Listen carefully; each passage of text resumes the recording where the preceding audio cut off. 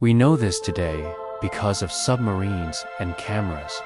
But this deeper equals more terrifying rule has been true for hundreds of millions of years.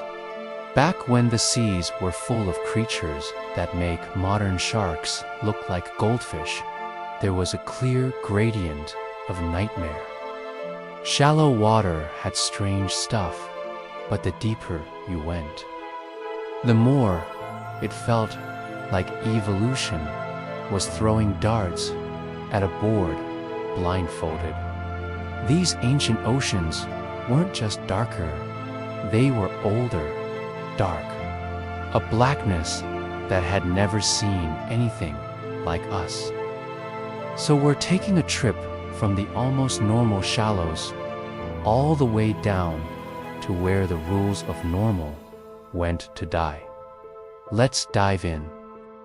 We start in the shallows about 380 million years ago, in warm reefs that are now part of Australia.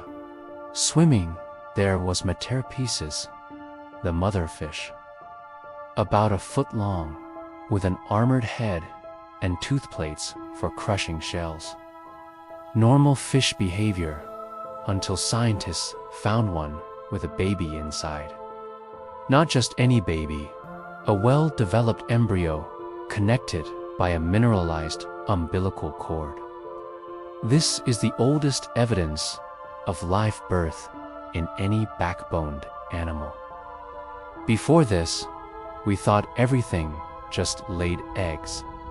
Meteorapizes was carrying a baby that was roughly a quarter of its own body size while swimming around a reef full of predators. Live birth with big developed young was clearly a successful survival strategy here. At least Meteorapizes had armor. Not everything did. Tirula was only about 5 inches long, with almost no armor, just a few thin plates on its head. It lived deeper, where light starts fading. You can tell from its eyes, they were enormous, taking up ridiculous space on its tiny head. It zipped around with a long, whip-like tail, hunting whatever small prey it could catch in the shadows. Fast, exposed, and constantly hoping nothing bigger noticed it first. And yes, it also gave live birth. Eggs would have been too vulnerable in the dark. Those babies had to start swimming and hunting immediately. The whole species lived in a non-stop cycle of birth, dodge, eat, maybe reproduce, and probably get eaten anyway. All of this in water that was still technically shallow. Now, let's move to freshwater billabongs in ancient Australia. Around 360 million years ago, lived Gulugungia, 3 feet long, in a pond that's huge. But the scary part wasn't the size. It was the teeth, 2 rows. Front hooks curved backward to trap prey, and behind them, long stabbing fangs. Scientists realized the teeth were too thin to crush armor. So, it only hunted soft-bodied things, small fish, and early amphibians. We know this because of the Canawindra fossil site, where dozens of these fish were found piled together, all dead at once. A water hole dried up. As the water shrank, the fish were crammed tighter, starving, probably eating each other. Then the water vanished, leaving a tangled graveyard of toothy fish preserved in mud. Gulugungia was a top predator in those ponds until the water disappeared, and none of that mattered. Back to the ocean, this time in lagoons 240 million years ago. Meet Largocephalosis, large-headed lizard. Imagine a barrel with a head, a tail, 4 flippers, and covered in chunks of bone armor. A wide, flat, heavily defended blob. Its teeth were leaf-shaped for cropping plants or soft coral, not hunting. It was slow, heavy, and unbothered. The armor locked its ribs, so it had to gulp air with its throat like a boat-shaped reptile trying to breathe. Its defense was genius. Be so slow, so armored, and so boring that predators didn't bother. Why chew through bone plates for a mouthful of seaweed when easier meals swam by? If you think that's over-engineered, the next one went further. Sinosauros farges looked like someone tried to invent a turtle and got confused halfway. It had thousands of tiny bone plates forming an almost complete shell over its body. Not related to turtles at all, it independently evolved this extreme armor.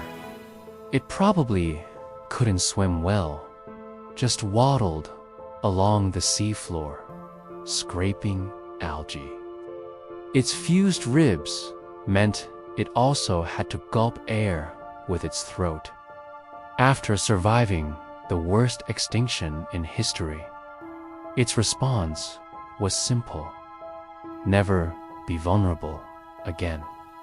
While others evolved speed or strength, it went full tank mode, and somehow it worked. But not everything doubled down on armor. Some went microscopic. Cambropicaco was only 4 millimeters long, smaller than a grain of rice. Yet it had one giant compound eye with around 150 lenses. This tiny speck had better vision than most animals today, and it used that vision to hunt even smaller prey in the Cambrian oceans 497 million years ago. It had legs on its head and body, swam in open water, and hunted with the confidence of something much larger. In an ocean full of giants, here was a barely visible dot doing full predator things. Of course, we have to talk about bigger things. How about 10 feet of armored fish with self-sharpening scissor jaws?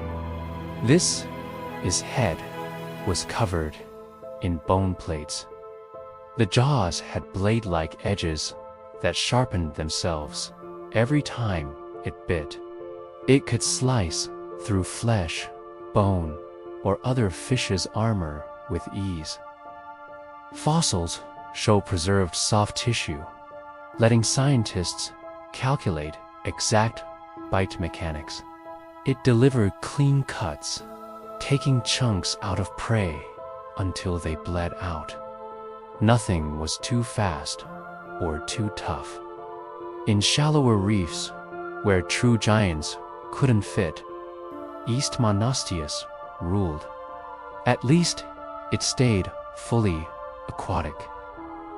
You might not know that crocodiles once lived in the open ocean. Geosaurus was 10 feet long, with flippers, a tail fin, smooth skin, and never touched land. It had salt glands to drink seawater and gave birth in the water. Its serrated teeth were built for slashing larger marine reptiles and fish. 150 million years ago, before whales or dolphins, the ocean already had fully aquatic crocodiles. Geosaurs hunted in shallower areas where bigger pliosaurs couldn't easily follow. But the real monsters were the pliosaurs. Romaleosaurus appeared around 170 million years ago, 20 feet long, with a massive skull and thick, pointed teeth. Its bite force could crush bone and armor. Soft tissue fossils show it could ambush at high speed and deliver killing bites or bite repeatedly until the prey was done. It marked the beginning of massive pliosaur dominance that lasted over 100 million years. Yet, the biggest fish of the Devonian wasn't a predator at all. Titanochees reached 23 feet, related to the terrifying Dunkleosteus, with an armored head and huge jaws. But those jaws were long, thin, and weak, built for filter feeding. It cruised with its mouth open, straining plankton and small animals from the water. The first known large vertebrate to figure out you don't need to hunt if there's enough tiny food floating around. It looked like a nightmare, but was completely harmless. The ocean's first gentle giant, surviving by being too big to bother with and eating food that didn't need teeth. In an ocean full of blade-jawed killers and crushing bites, Titanochees simply opted out of the violence, grew massive, and filtered plankton in the deepest, darkest waters where no one could see how strange it truly was. If you enjoyed this journey through ancient ocean nightmares, give the video a like and comment below. Which creature freaked you out the most?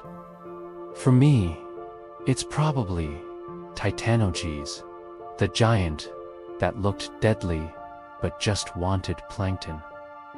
Don't forget to subscribe and hit the bell so you never miss an upload.